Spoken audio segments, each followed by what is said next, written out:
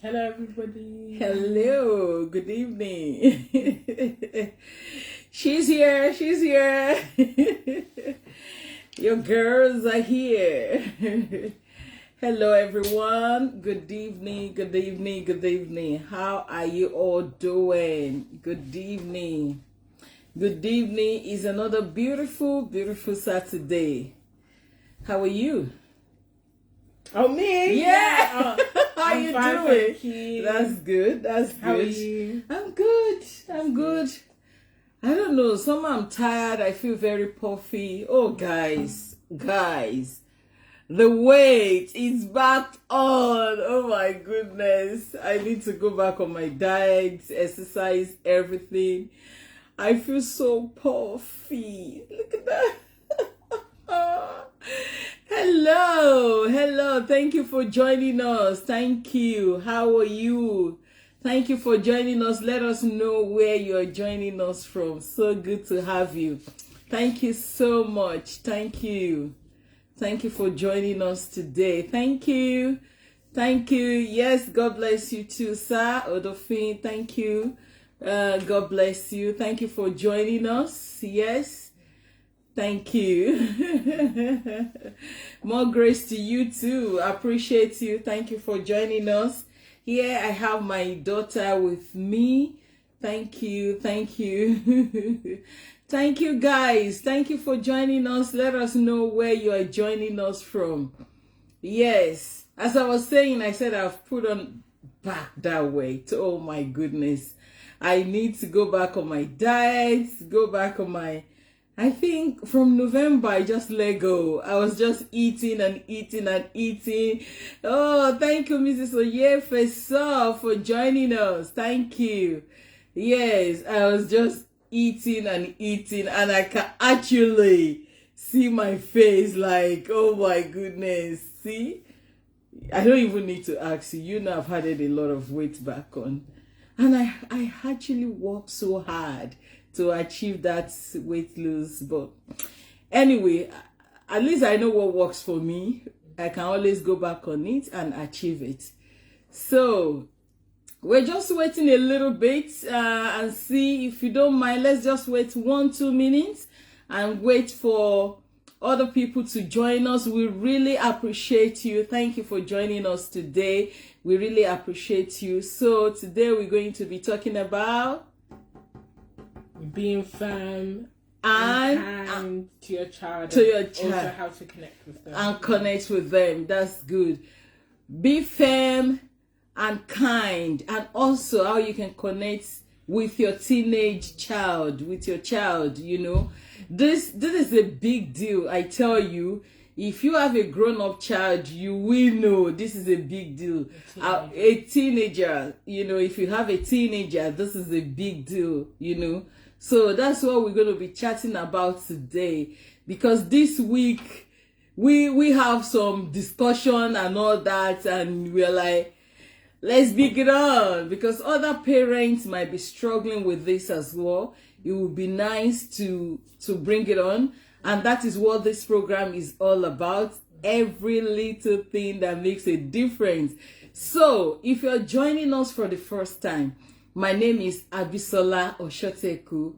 Welcome to Every Little Thing That Makes a Difference. Here we come every Saturday, 7:30, just for 1 hour, 7:30 to 8:30. We just come here, discuss issues of life, discuss, you know, whatever that is going on. I love to hear from you. Your comment is valuable. Please feel free to comment. I would love to read your comments.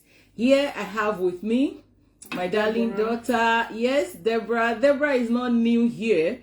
Our little girl is actually saying, Elizabeth is saying to me, Mom, when will I come on your program? When will I come on your program? I was like, oh, I don't know what I'm going to share. Probably one day I will bring her here. Then you guys can see. She's just like, everybody is on your program. I've not been on your program. I said, okay, one day you will be.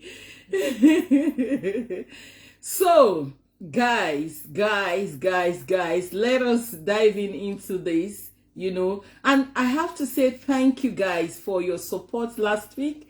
That myself and my husband, the talk we had, it was awesome. The response was awesome. I'm sorry, I have 2 questions I want to deal with, but I will make sure probably tomorrow or something like that. I've not been chanced, but I was so happy to read those words. So I would like to comment on that on under that video very soon, probably tomorrow or on Monday. Yes. Okay. Say, babe. Why do parents need to connect with their child, especially the teenage? Hey, Brashola, thank you. That's Brashola from Qatar. Thank you for joining us. Brashola from Canada, actually. Yeah, he was in Qatar. Now they're in Canada. Thank you so much, sir. Yes, your girl is here. Thank you for joining us. Yes, we missed you last week. We miss you. We did part 2 last week. We really miss you guys last week. Yes. Say, yeah, here we have our princess on board. Thank you. So why do we need to connect with our teenage child? Why? Personally, as a teenager, because I can only speak from a teenage point of view, I think it's important to connect with your child because these are crucial years of our lives. These are years that kind of build up. Also, like your childhood and that, but teenager, you have more responsibilities. You know what's happening. You can understand. You can give your opinion. Yeah. So it's important for you to know your child and talk to your child, speak to your child in these crucial times. To connect with them. And I would like to add that it's so important because this teenage age, that is when you guys have a lot of challenges, and I don't know, you face with, I don't know why, all the time I talk to you about this, to be honest, you guys have probably the hormone or the growing up and all that, everything is just all over for you guys. You guys have a lot to deal with. So so as a parent, you'll be thinking, how can I help my teenager? How can I help my teenager? Because sometimes as a parent, we don't know it all. Despite the fact that we've been through it ourselves. And plus the times changes. She strongly believes the time is changing. She strongly believes in that the time is changing. And I have some questions here for you. As a parent, could there be anything that cannot be talked about? What do I mean by that? As a parent, should there be any topic that we say, this topic I can't discuss it with my teenager, or everything should be put? We should put on the table and say, well, she's a teenager. Let's just talk about it. I think, guys, can you hear her, please? Oh yeah, can you? Because see. I believe that it's not everything that you are able to talk about with your teenager, and I think the only time you're not able to do that is when their safety is at risk, that they could be at harm. For example, maybe a single parent can't necessarily talk about the child's mum or dad because they are a danger to that child. They don't want their child to go looking for them. So some things can't be said, like specific details. But other than their safety is at risk, I think everything else should be all cards on the table, to be honest. Regardless. So what you're saying is only when that information could endanger that child, then that should not be discussed.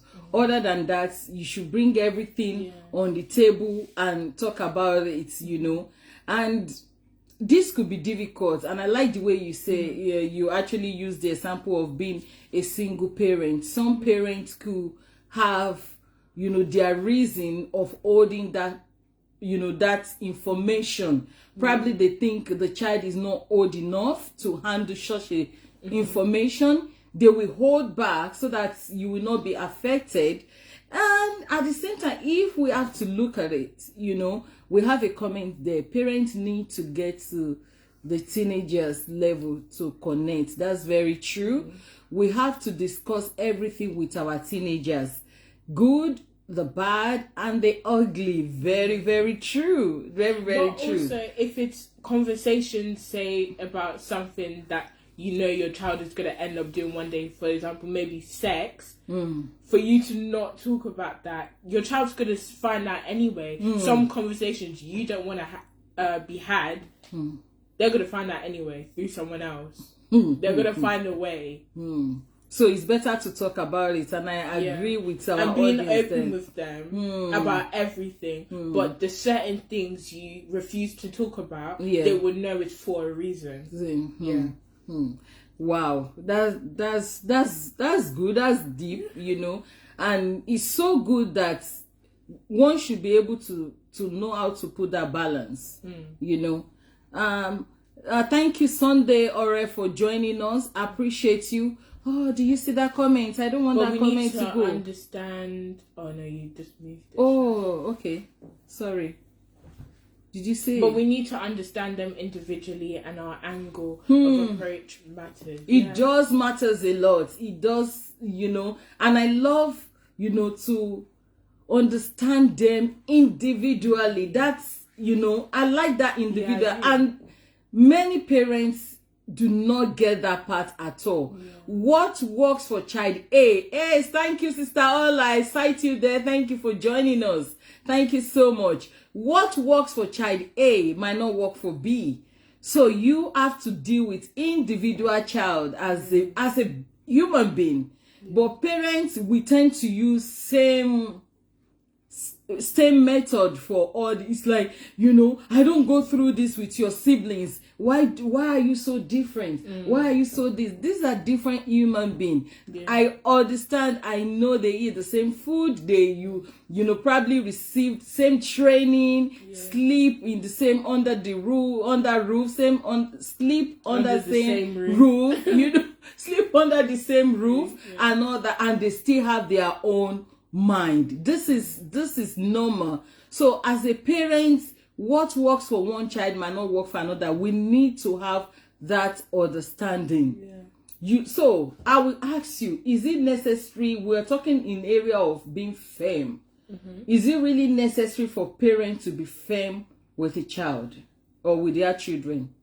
Yes, I do think it's quite essential for you to be firm with your child. But with that being said, I do believe in being firm, but not being overprotective and controlling. Because if you're firm, you would tell your child yes, no, and they would do that. But if you're overprotective, that child will stray away from you. For example, I know a child that parents are very strict. They want to hide under the label that they're just like being protective and firm. The day that child was let out, the one day they were let out of their house, they tried to do everything possible they could. So that's being firm. It's not necessarily being extremely harsh or obsessively mean to your child. It's just being firm, telling them yes and telling them no. Let your yeses be yeses and your no's be no's. So we want to know now, because you're a teenager. Deborah is 15. She's going to be 16 in a couple of months by God's grace. So we want to say from your own perspective, because being firm for me it could have a different definition to your own being firm. What is being firm to you? What is your own definition of being firm? Being firm to me is the ability to discipline your child without physically disciplining them. Okay. When you say without being physically, I mean, do you mean not to hit them? Yeah, to hit them. Spank and all that. So some of us, we tend, because of the environment we are in, we've been taught that, it's not allowed to hit your child, it's not allowed to do this, it's not allowed. So how can we actually, some of us don't know how to be firm than to, do some funny, like, oh, you're not gonna go out, you will lock it in or whatever, withdraw everything, you know. So like phone, like, you know, just withdraw everything. What would you say to that? What do you mean, like being firm now? If I have to translate it in my own understanding, I will say, okay, maybe there will be time that you will be on phone. There will be time that I will put some things in place. Maybe you don't lock your room door, which many teenagers don't like. Teenagers always like their room being shut. You know, I said, okay, you leave your room as in open. Then also, maybe the certain friends, you can invite them over. Some parents might not even encourage any friends at all to come, you know. So for your own understanding now, what would you say? Do you think that is an extreme, or how can parents handle it differently? I think locking your child completely away from the world is extreme.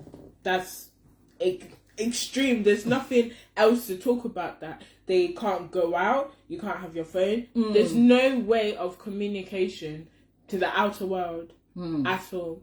While there are other friends, they're trying new things, gaining experience, but your child is locked in. I don't think that's fair. They will feel left out. But if a child is misbehaving and you don't want to like beat them, hit them, but you just want to use your words, and like actions, I feel like taking it easy on them, to be honest. Know why they are doing what they are doing. Okay. Because you can't just beat them, and the feeling of beating just lasts 2 minutes. 2 minutes. 2 minutes. I like that. But the words is what will stay with you for the longest. I like that.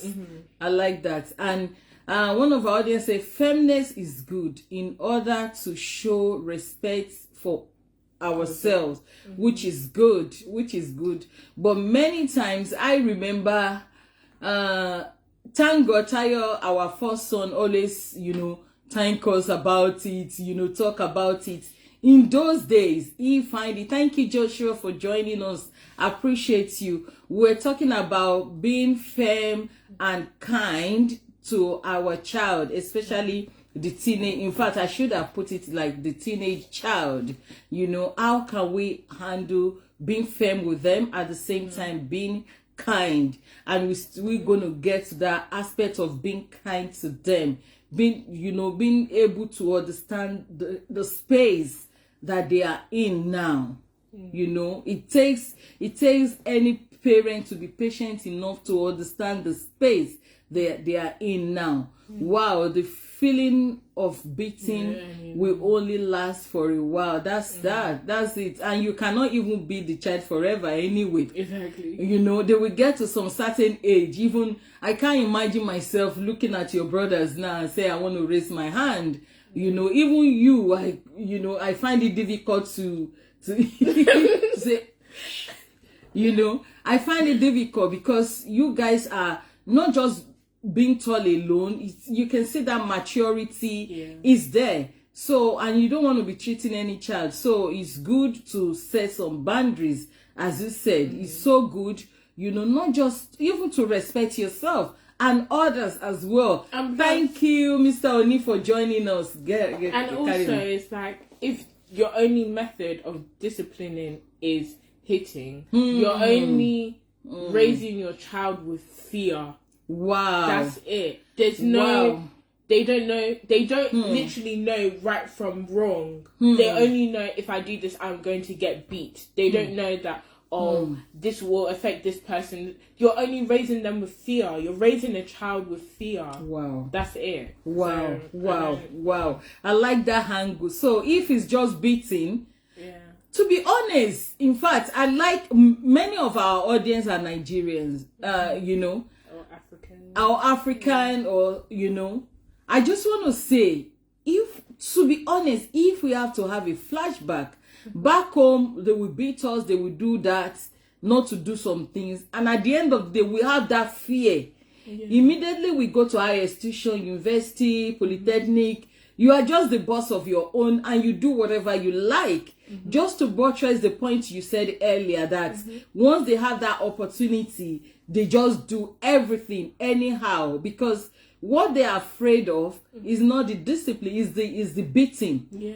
And now they believe they are in that age that no one can beat them again. So now they will do and undo. Yeah. Especially in this part of the world, that once a child is 18, they can check out. Even 16. Even 16. So when they are 16, they can check out. So all your beating and all that, they might not really listen. And also, for example, I was watching this and I was listening to this podcast, and it's about growing up African and Caribbean, and they were saying that if my mom told me to be home by 10 p.m. if I was going to a party, but the party is finished at 10:30, I will dance until 10:30, and I will just firm the beat at home. I would know I'll get beat at home, and that's it. Instead of them thinking that, oh, my mom's going to be worried about me. She don't know where I am. The only thing they care about is, being beat for 10 minutes and then go to bed like that. Wow. Yeah. Guys. Oh my goodness. Oh my goodness. That is deep. Like, okay, a child go to party now. Yes, please do share, please. Thank you, Mr. Oni. You know, that is deep. Like, a child, you've already said to the child, he knows the boundary. You've said that boundaries. And the child is like, whatever, what you know how to do is to beat me. So I will enjoy myself. At the party, you ask me to come home at 10 o'clock. I will be home at 10:30 or 11. The worst you're going to do is your usual, to beat me up, to withdraw this, to take that. But it only lasts, you will beat me for another, or punishment, 10 minutes, 1 hour, whatever you're going to do. But not them be having that fear of, you know, is it danger, or you know, the fear of, oh no, I need to be home early. My parents will be worried, like you said, let me use your word, that my parents will be worried. So your child, when they are out of the house, their concern should be, oh, my mom or my dad will be worried if I'm not home at one particular time. Not them thinking, whatever, it's just a beating. Exactly. Wow, I really like that part. Many Africans parents, go ahead. Many African parents would disagree with you on the fact that not beating a child is not biblical. Cool. Spare the rod. I hope we will get it. Yes. Spare the rod. Okay. Yeah. You know, and it's true. Spare the rod and spoil the child. The child. You know, many people don't know. I've listened to a couple of my friends that said their parents have never raised their hands on them. Like, I will ask them, didn't you misbehave? They said they do. But there will be a way that they will talk to them. Just what you said, that, oh, if I do this, I will upset my mom, or I will upset my dad, or something like that. So their parents kind of do it more in moderation. And I will not lie to you. Those people, I see that, you know, that responsibility in them. Even still as an adult, I see that responsibility in them. They are more reliable, more, you know, they are trustworthy, doing things nicely, you know. Okay, go ahead. Quickly just say something. And also, these English kids as well, their parents don't beat them all the time. It's not, well, not every kid doesn't get beat, but majority of them, they don't get beat by their parents. But majority of them aren't that bad. They're not, like, obviously you still have the few couple that is a bit, but majority of them, they're not bad. Like, my friends at school, or the people, not even just my friends, but the people at school, they're not bad. They're not horrible. So why is it that us feel the need to... Us, when you say us, what do you mean by Africans, us? Africans, okay. Feel the need to physically discipline your child. That is deep. I think it's background, and I believe, and I will not lie to you, some kind of tough, firm punishment do helps at some point. Yes, sometimes. You know, sometimes it will straighten your brain. Back home, they will tell you when they deal with you, your brain will reset straight up, you know. But here, of course, we know where we are and all that. The laws and all that did not allow.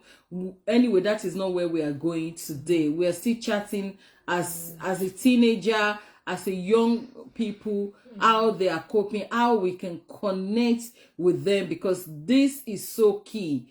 You know, I did one course about online course, and it's so shocking to actually hear what teenagers are saying, you know, about, you know, their social media. Do you want to read that? Have you read that before? Some parents want... Okay. Some parents want to raise their new generation kids the way they are raised in the past. I would like to touch on that. You like to touch on that? Okay. Because we were discussing earlier that you want to discipline your kid the way you were disciplined. But the laws are now different. You guys didn't have friends. We have friends now. There's so many different things in society now than there was to when you were my age. You can't keep using that same method of discipline for your child.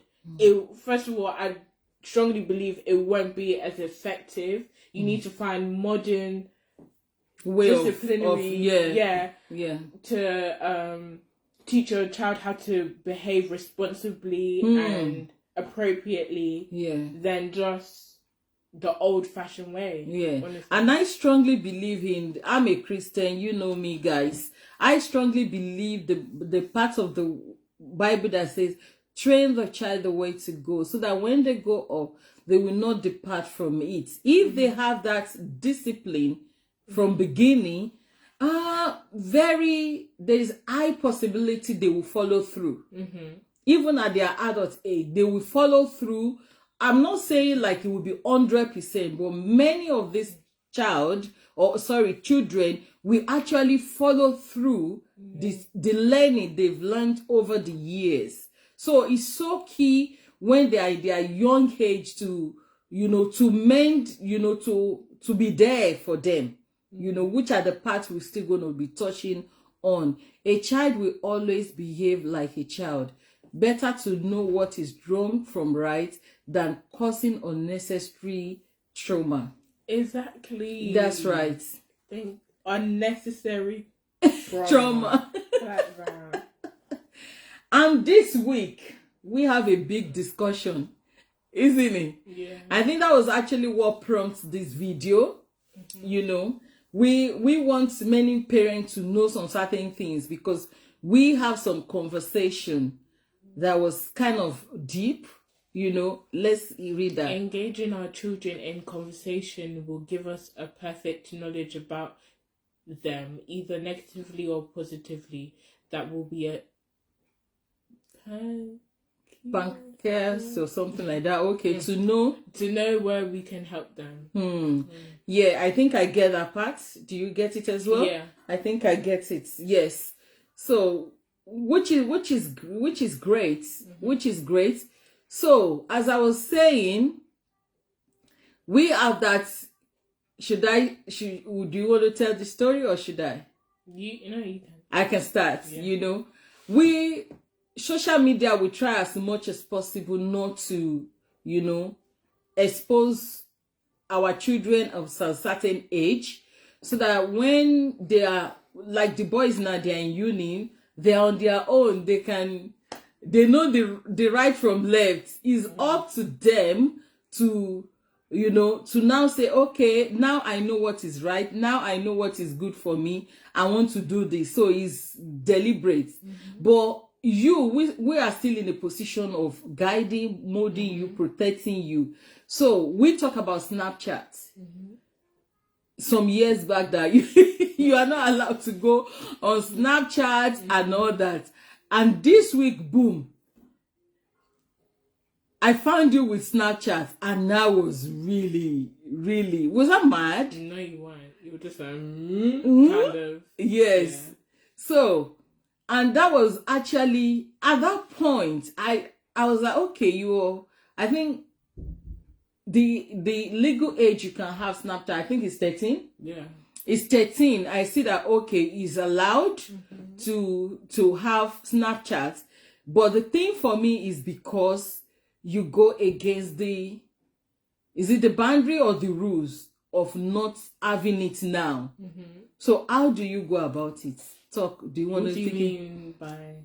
Yeah, like how do you go about it? When I found out, I was angry. I was really, really angry. You didn't show that. I didn't show that. I was angry, but I have to kind of like get myself, compose myself, and I was telling you some certain things. You go ahead and say it. I actually want it to come from you. Okay. I cannot imagine what my 6 years old knows now because of technology. I have no ideas of many things she knows at 10 years. You found out with Snapchat she deserves some spanking. No, I don't. Yes, go ahead.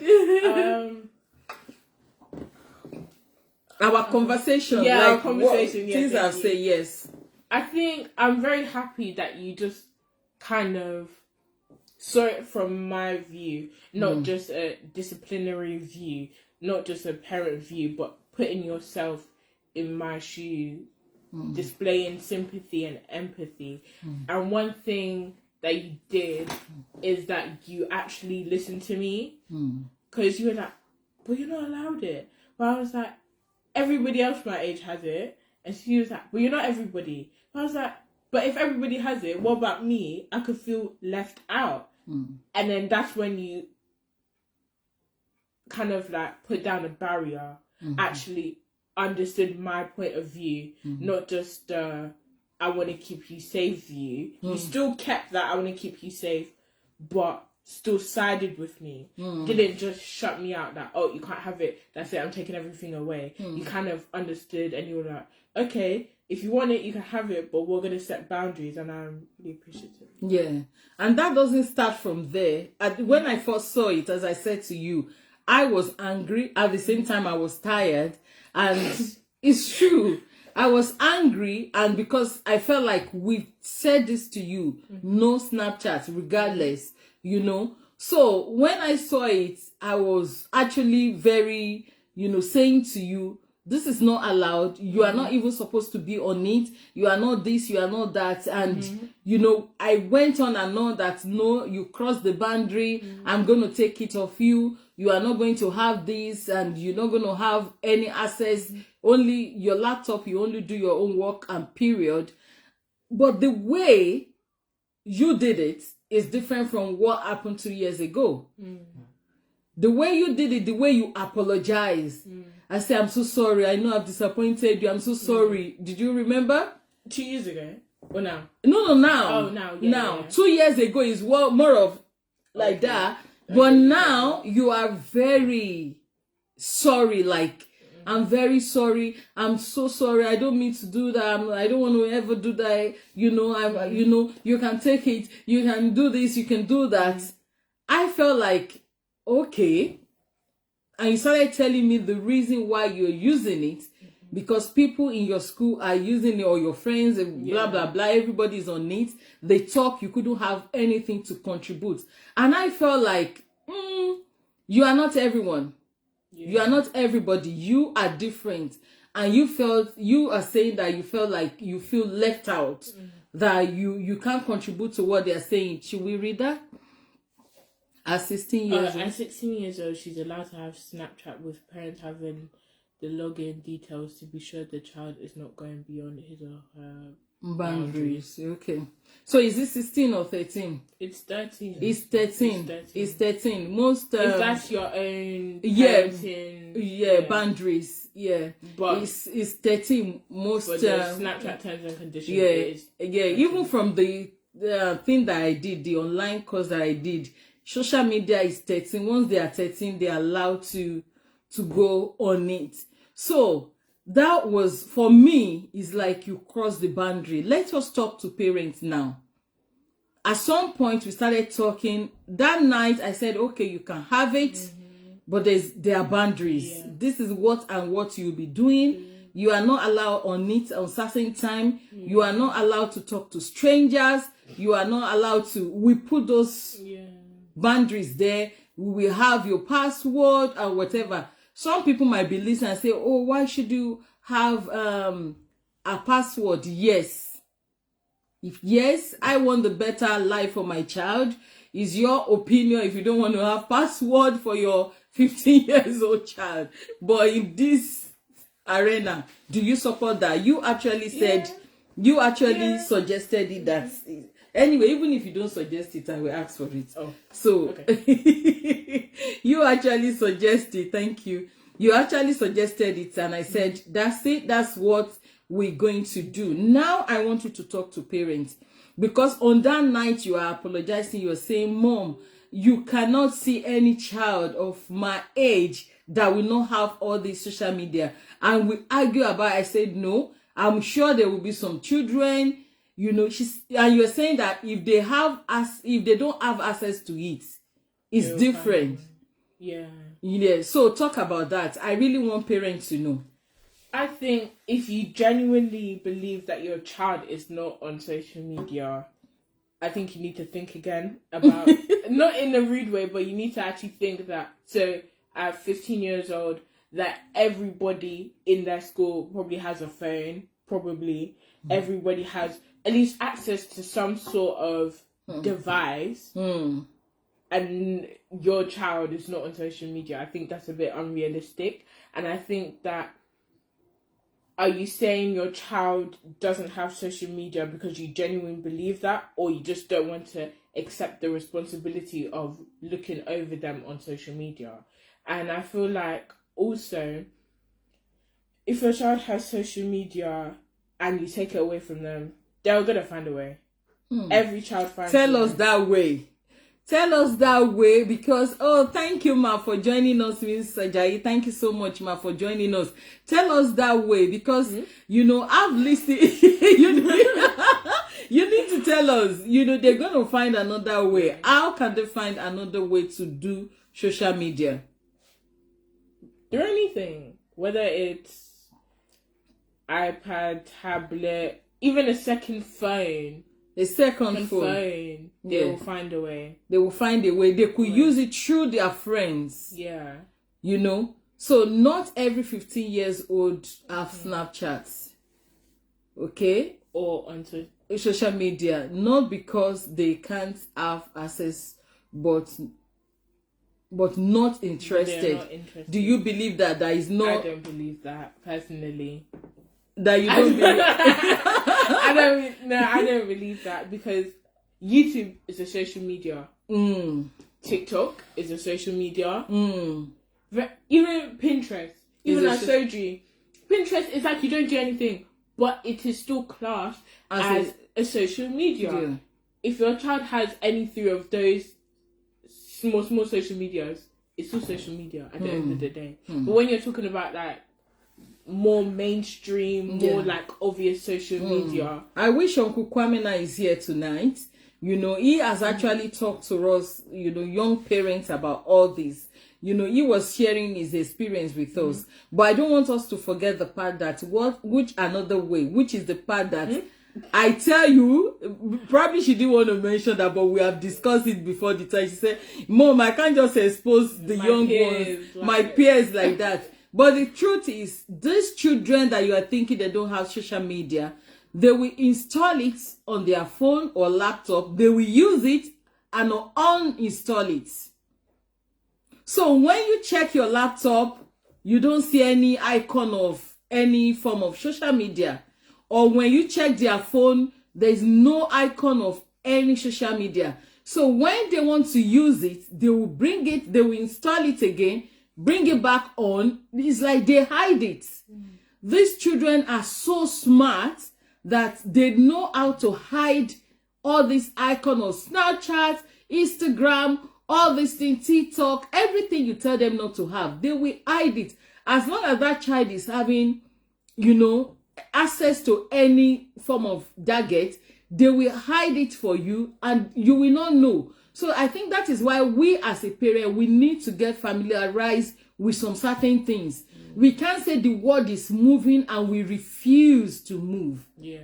I need to say this. It might not be what somebody might want to hear, but as a parent, the harsh truth. It is hard, but it is the truth. Thank you, Kate, for joining us, ma.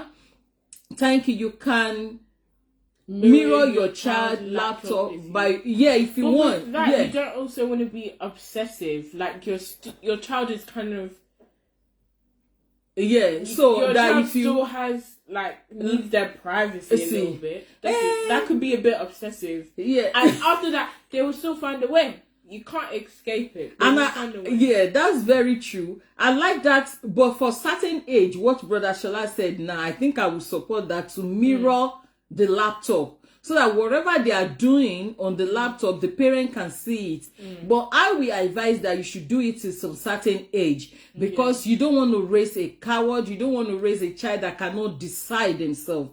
You want to raise a child that when they left or leave the home, when they are gone to university or they are among their friends, you will have a peace of mind that you have raised a child, not being overprotective. You have raised your children in such a way that they will be able to know what is good and what is bad. So when they don't want to do something, they will know that I'm not allowed to do it, not because I do not have access to it.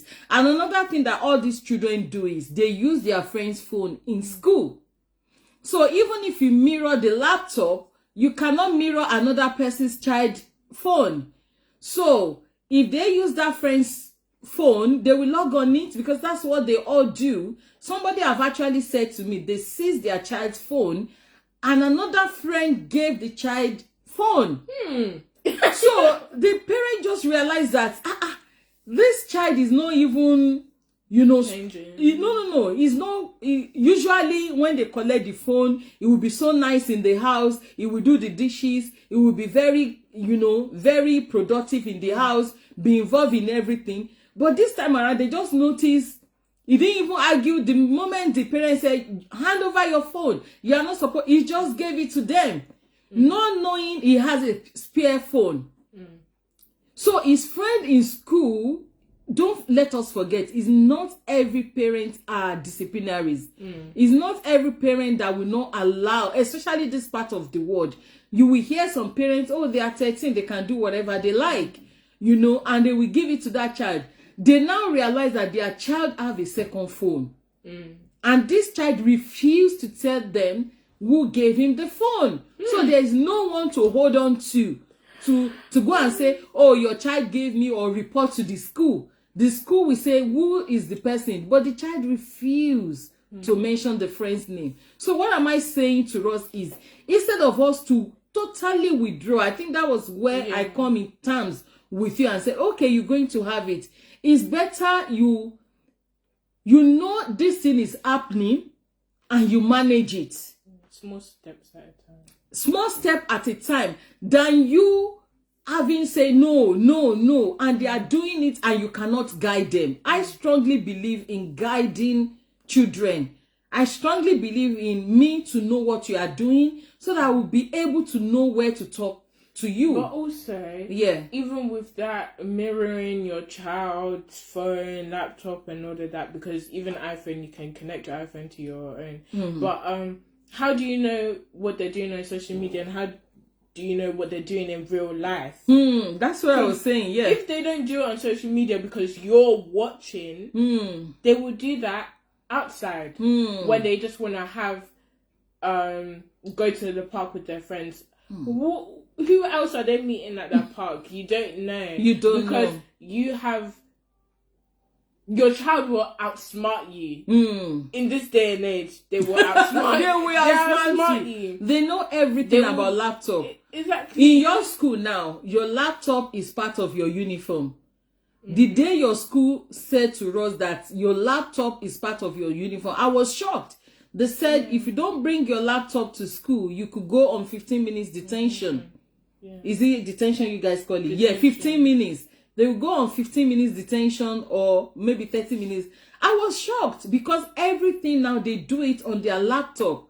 So these children know what we think they don't know. They know how to hide things. They know how to do everything. I remember there was a day, Demi, our second son, said to me, she said, "Oh, Mom, he showed me this code." I think it's a way of telling me that if you enter any code into my phone, I know. He showed me the code, the code. He said to me, he said, "Mom, if you enter this code into somebody's phone, you will know who is it mirror, not mirror. There's a way he said, you will know who is actually know what is going on your phone." Maybe we will use the word mirror, something like that, that you will know who is spying on you. So it's like if he install anything on their phone to know where they are, they know how to off it. Maybe you can do that. You can get away with that with 11 years old, 12 years old. You can get away. But when they get to 13, they're already in secondary school. No, even 13. 12. They're already in secondary school. So they know all these things, you know. So I just want to encourage every parent out there. The reason we are doing this topic is because to encourage you that saying no is good, but it's always good to have a common ground. Saying no is good, but saying never. Saying never is bad. Let us learn how to reason. That is where kindness comes for me. When I say being kind with your child, let us remember we once like them. When you were 15, when you are in that teen age, what were you doing? What are the things you are doing? And these children, sometimes what our parents were doing was even worse than us. You think so? Sometimes. Maybe. Not all the time, but sometimes. Sometimes that what parents have done in the past, probably that is the fear. You know, probably that is the fear that. But you can't use that as an excuse because what you were doing at they've 15, done something in the past and it's not good. They don't want it to repeat themselves. Now they know better. But so they don't want it to repeat itself. As in, like, you can't use that as an excuse to be overprotective and controlling to your child. You can't use that as an excuse. You should use that as a way to avoid that happening by being firm and not overprotective and holding your child captive. So it's holding your child captive. Holding your child captive. You know, I always say, please parents, bring your teenage, don't let them, when you collect their phone and they don't care about it, pay attention. That is what will lead me to listening. How important it is for parents to listen to their child. I think it's a necessity. It really is an essential because your child is choosing to open up to you. They're choosing to talk to you about something that's bothering them, something that they enjoy, something that's happy, sad, any type of thing. They're choosing to share that with you. And that in itself is a good experience to know that your child feels like they can speak to you, even though like what you're 30 years older than them. That is a good thing that you should value a lot.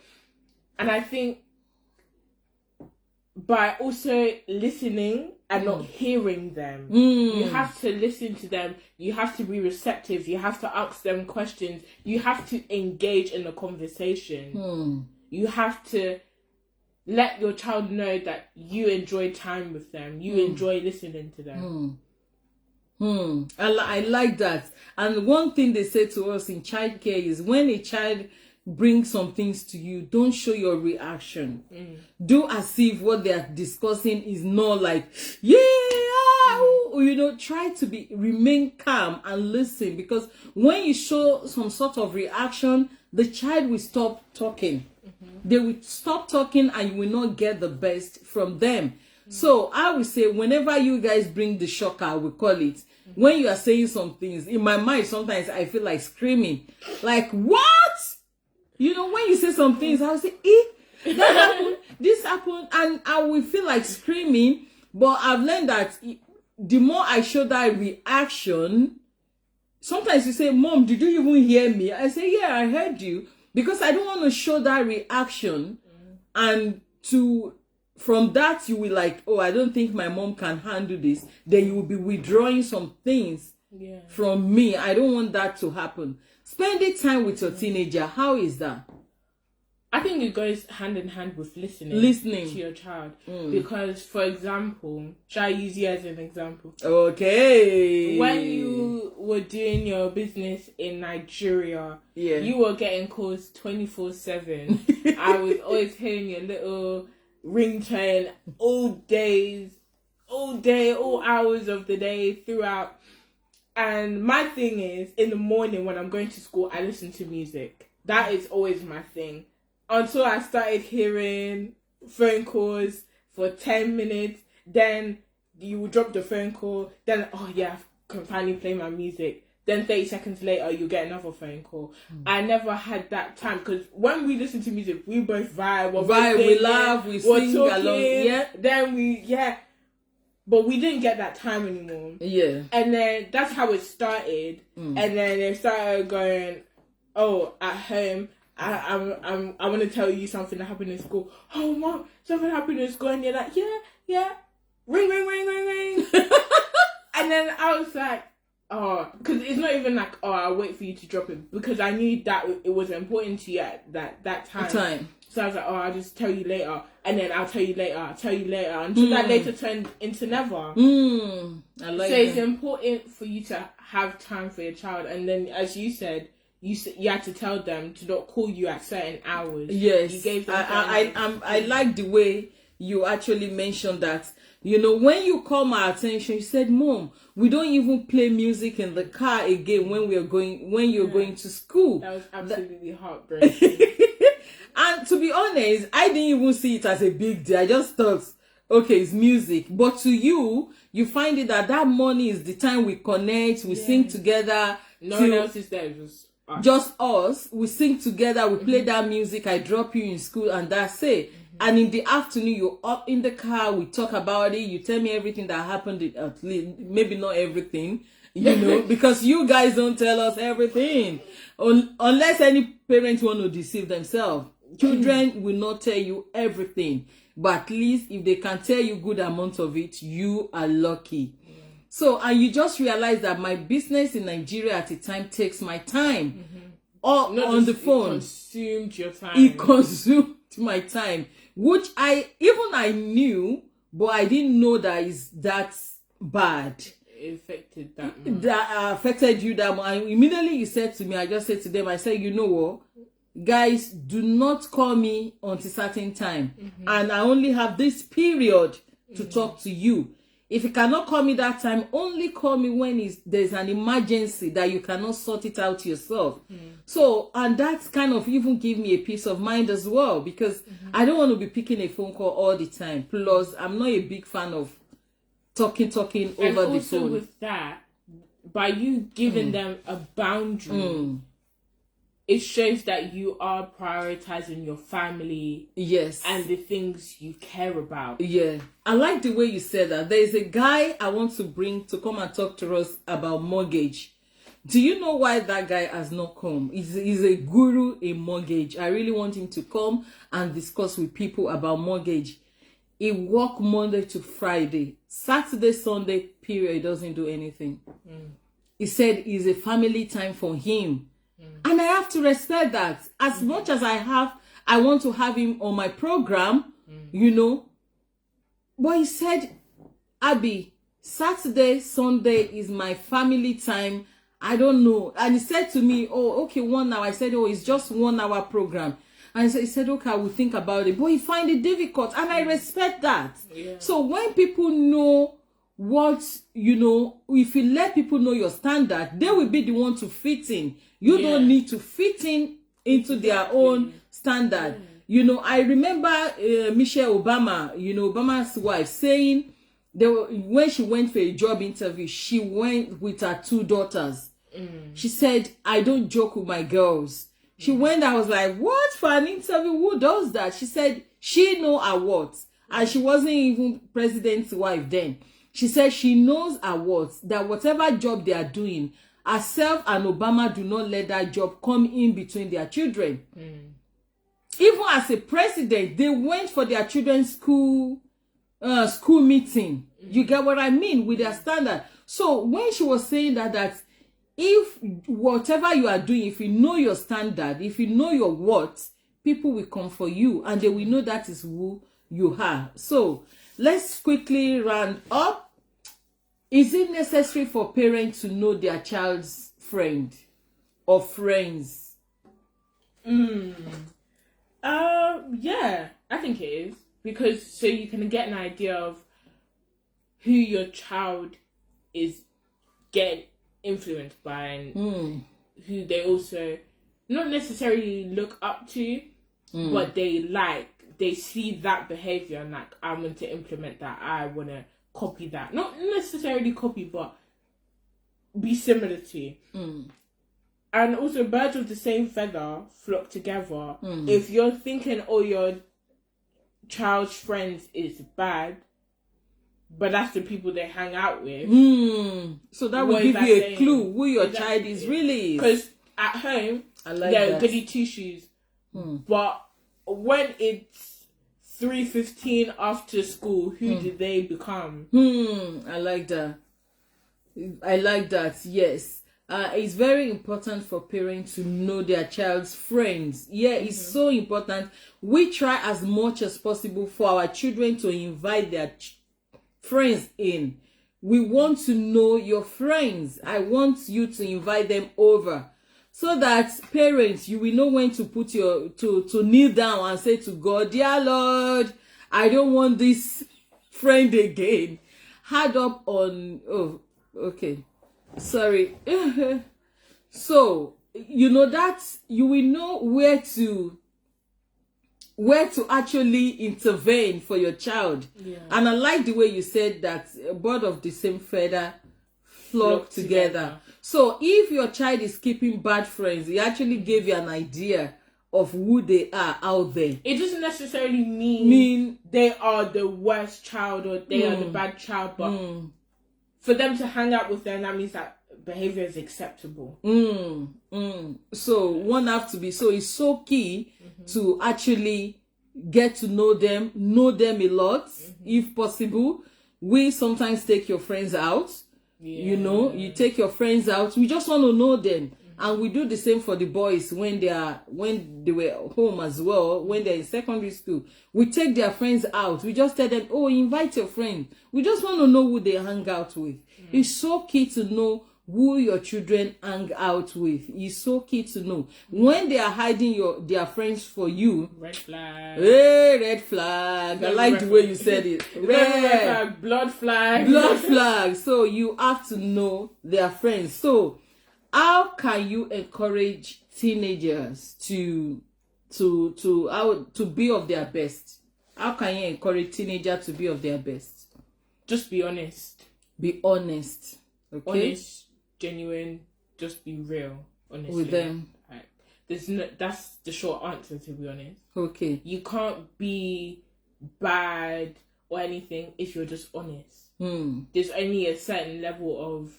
That parents should be honest to their child. Is that what you're saying? Should be honest to their parents. Okay. It should be. Would you say, what about giving them responsibility as well? Yeah, you should give them responsibility so that they can gain their independence. And I will say again, this you might not agree with. I will say again, don't give them everything. Do not give your teenager everything they ask for. Oh, I want X shoe, whatever. I want this kind of bag. I want this kind of jeans. I want this kind of. Don't give them everything. That is just the truth. Do not give them.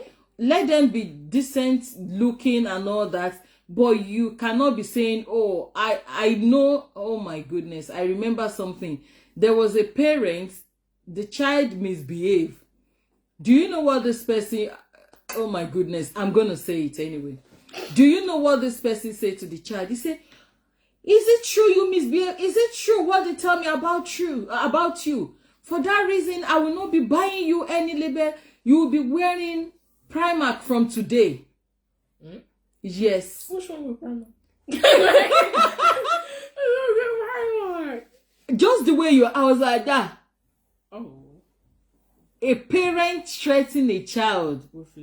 But to be honest, if that's the way of getting their child to behave, if that's the only way, but that's a bad way. That's a bad way. I'm glad you said that's a bad way. No comments then. I'm glad you said that's a bad way. Because is that the way that you can, say... You can only discipline them with materialistic things. That's a bit weird. That's so strange. So, I would say... And how much money are they spending? Some people are Gucci, Prada, Gucci, at the end of Dior. the day, give them a lot of hugs, be close. I know you will say you're saying hug. Some parents did their best, but their child gets influenced by their peers outside. That's very true. That's why it's so key to know their parents. Their friends. I mean. To be honest, me and my friends have this conversation time to time, and we ended up realizing, parents, you do have control over us, but it's actually as much as you think. It's not as much as you think. No, because from my point of view, I obey. I obey, right? Yeah. Yeah. I believe. I do. But I do have that opportunity to be like, no, I don't want to do that and I won't do it. I do have that opportunity. At the end of the day, just as a human being, whether it's a child, teenager, adult, elderly person, you have that opportunity to be like, I don't want to do that. I don't have to. But something in you tells you to do it, And also it's like... They say right done. Go on. They say right done. We are listening. And it's like, you guys, parents do think you guys hold a lot of weight. And in your mind, yes, you do. But let me just say this. Check your child for piercings and tell me how much control you have over your child. Do you know how many people I know that have secret piercings? Even under your tongue, there's piercing. But you can't see it. You don't have that much control. I'll tell you that right now. Check your child for tattoo. Tell me if you still have that amount of control that you thought you had. You don't. I'm checking on your body. I'm checking on your body tonight. Because a lot of parents do believe that they have the utmost control. No, you don't. In school, you don't have control. When I want to go to youth, you don't have control. When I go to the shop, you don't have control. You only have control over the roof of your house. But it's a parent's job to train that child from what you teach them in house to do it outside. So you only have control under the roof of your house. Even then, it's still limited. Even then, it's still limited. It is well. It is well with us parents. So now we hear from, it is well with our children as well. Another thing that I would like to mention is let them face the consequence. If you have warned them over and over not to do anything or one certain thing and they did it, let them face the consequence. But do not deny them of your love. Be there for them while they are going through the consequence. Before, after, before, after, and during. If you tell them not to do some certain things and they chose to take that path, be there for them. Let them, don't try to bail them out. Yeah. Because all the time. Don't try. You still need to ride for your kid, but I'm not riding for any child. You will face the consequence, but I will be there for you.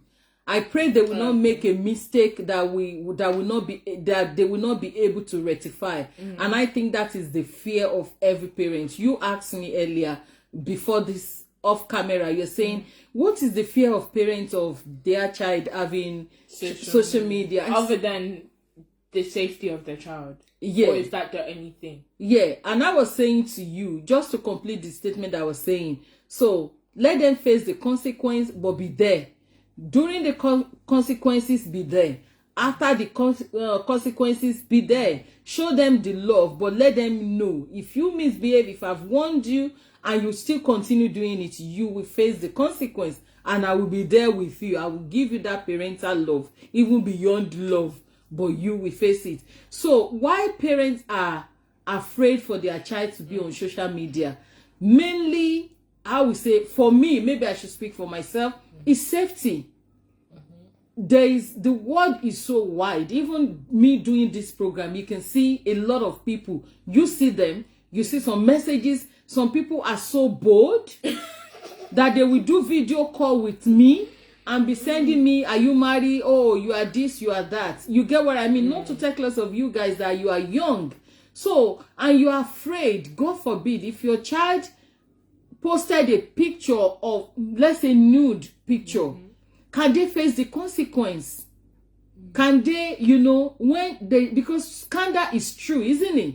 Yeah. Scandal is true. Can they face the scandal? God forbid, if they send a picture and somebody put their face and whatever comment and use it, because that is what all these bad people do to threaten young people. Then you will now see that you just see young person to commit suicide, and you'll be thinking, how can a 13 years old commit suicide? How can 15 years old who do not have responsibility commit suicide? We don't know what they are going through. So parents have that fear of scandal of their little child being messed up with. And also it also affects you guys' education as well. If you're scoring 90% and all that, by the time you give your time to social media, before you know it, your grade will drop, and we don't want that for you guys. So that's what I'm going to say. Or do you think it's also they don't want social media, as in some parents, a very small majority, just as another way to control their child? Their child, probably, yes. But for me, it's more of the safety. Okay. It's more of the safety and, of course, your education, to make sure you are getting the best grade so that you won't get carried away with whatever that is going on in the world, Yeah. So, guys, another thing that I want to say, it might sound religious, is pray and pray. Pray for them. Pray with them. Pray for your child. Pray with your child, So let them know you are praying. I always say pray for yourself. Yeah. Each time we are praying, even, before we start this, I pray, she prayed as well. I always like them to pray for themselves. Yeah. So as you're praying for them, let them also learn how to pray for themselves. So I just want to say thank you guys for having us, for stay with us for this long. Thank you, babes, for joining us. I didn't even realize the time the time just flew. Sorry. Thank you, guys. We appreciate you. Thank you, baby girl, for being here with me.